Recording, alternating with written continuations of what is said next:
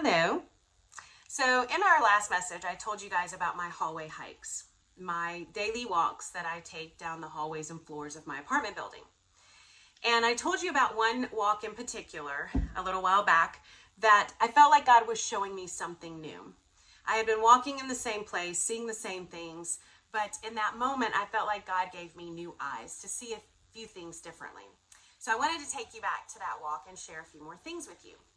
So my apartment building is 5 floors, and 2 of the floors are actually extra long because they connect 2 buildings together.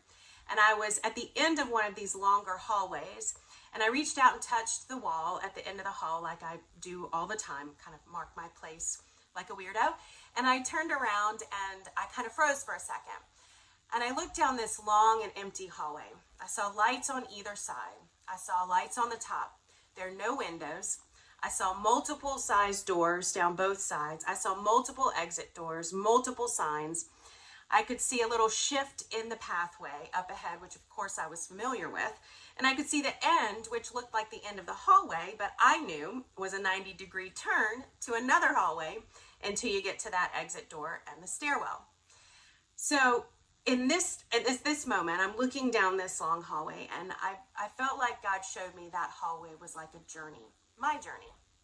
Now, I also told you last message that God was gently reminding me that my life is not all about me. But at the same time, I did feel like God was telling me that my life is indeed still mine to live. There will be plenty of people that come in and out of that hallway, in and out of my life. But regardless of who's in it, it's my life to live. Nobody can live it for me, even if they try. And I'm not supposed to live anyone else's life, even if I try. Every step, every decision is mine to make. Now, I'm genuinely asking God for guidance along my journey. But ultimately, He will allow me to make my own decisions. It's my choice whether to follow Him or not. It's my choice of where I spend my time and my money, what I do for a living, what I do for fun, where I go and who I spend time with and who I look for advice from and everything, all of it. It's all my choice. It's my life to live. What a gift. What power. And of course, like Spider-Man says, with great power comes great responsibility. But regardless of who's on that journey with me, it is my life to live, and God will always be with me. In the Bible, Joshua followed Moses. And when Moses died, God put Joshua in charge, and He started to instruct him as the leader. And in chapter 1 of Joshua, God gives Joshua some kind of clear steps on what to do next. And then he kind of follows that with some higher level promises that God was giving to Joshua for him and for the people. And along that, God still had to tell Joshua, even though those words were coming from God, He still had to tell Joshua, be strong and courageous.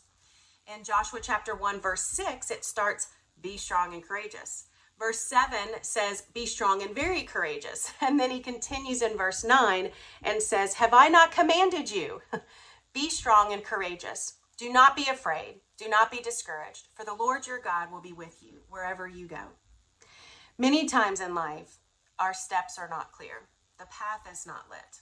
And I've been in those seasons and those moments before, and sometimes they can be very scary. They can also be very exciting, and you guys might be in one of these seasons right now where not only do you not know what steps to take or the path isn't lit, you almost don't even know where you are or who you are. But as a Jesus follower, we are given a love letter, a book of God's promises that can and will light our path. If we ask Him, He promises to give us the direction and to give us those next steps, even if that's all it is, the next step. And in this hallway, it was definitely lit. I could see my next step in front of me. I knew where I was going to walk, but I didn't know that the details of the walk were still very much unknown. I didn't know who was going to step out. Maybe somebody would step out of their doors. Maybe there would be somebody come out of the elevator room. Maybe there would there be multiple people coming down the hall? Would they be friendly? Would they have their dogs? Would I have to alter my path, my walking path to work around them? what distractions would come to me on that walk, and what might deter me from my purpose. I don't know. But I know that God told me as his daughter to be strong and be courageous. For the Lord my God is with me everywhere that I go. Now, it's the same on every floor. There's an exit door at the beginning of the floor and an exit door at the end. But on these long floors, there's actually an extra exit door, kind of halfway down the path. And these exit doors have the only little skinny window that leads into that stairwell. So for the most part, when you're walking down the hall, you have no idea. I have no idea where I am.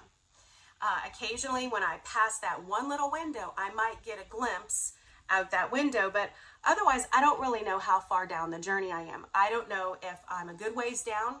I don't know what's coming or what's sitting there right outside my window. Is a storm brewing? Is it going to be hot or cold? Is it going to be windy or calm? I have no clue. I don't know how far I am down this journey, and I don't know where I am on this journey. But one thing I can do is I can turn around and I can look at how far I've come. I can remember all that God has done for me in that moment. And when I do that, I'm encouraged to turn back around and take the next step. I can walk in faith and by faith. So Psalm 103:2 says, "Let all that I am praise the Lord. May I never forget the good things he does for me." And Psalm 77:11 and 12 says, "I shall remember the deeds of the Lord. I will certainly remember your wonders of old. I will meditate on all your work and all your deeds with thanksgiving." So I'll share more about these hallways again next time. But today I'm praying that we not only remember that our lives are not about us, not all about us, but that we also remember our lives are still ours to live. We may not choose everything that's going on around us, but we do get the opportunity to choose how we live our lives. It's up to us if we want to ask God for guidance.